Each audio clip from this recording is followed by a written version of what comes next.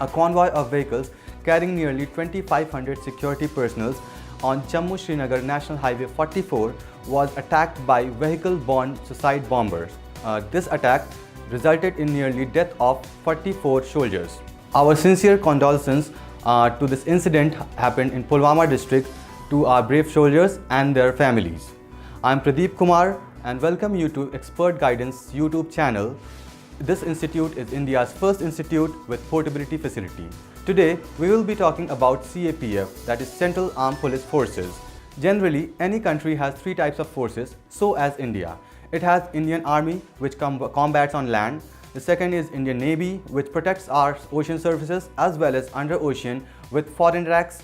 And this Air Force supports both the other forces, that is Indian Army and Indian Navy. Now coming to the topic, Central Armed Police Forces. It is the armed forces which is responsible for internal security of the country. Currently, India has 7 types of Central Armed Police Forces, namely Assam Rifles, Border Security Forces, that is known as BSF, CISF, that is called Central Industrial Security Forces. The next is CRPF, that is Central Reserve Police Forces. Next is Indo-Tibetan Border Police and National Security Guard, and the last is Sahastra Seema Bal. Now we will take a glimpse of all the forces in brief, starting with Assam Rifles, as it is one of the oldest forces of a country. It was established in 1835 and it works under Ministry of Home Affairs. If we talk about its functioning, it functions as counter-insurgency and security of border. And since 2002, it has been deployed in the Indo-Tibetan border that is 1,643 kilometers long. Now the next forces which we are going to talk is Border Security Force. By the name itself, it is clear that it secures our border. BSF was established on December 1, 1965.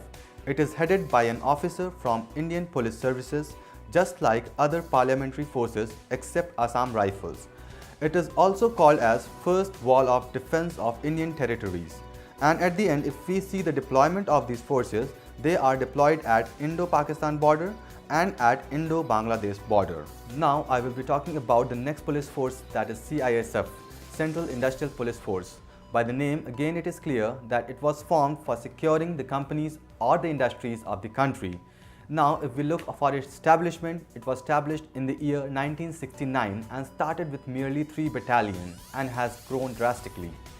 Now if we see what are its functions, CISF is currently providing security cover to nuclear installation, space establishment, airport, seaport, power plant, sensitive government building and ever heritage monuments. Among the important responsibilities recently entrusted to CISF are Delhi Metro Rail Corporation, VIP security and disaster management. Now the next armed forces that we are going to discuss is CRPF, that is Central Reserve Police Forces. It has most number of the security personnel in armed forces of a country. We talk about its responsibility, it is responsible for internal security of the country. Now let's see how it was established and when it was established. It came into existence as the Crown Representatives Police on 27 July 1939.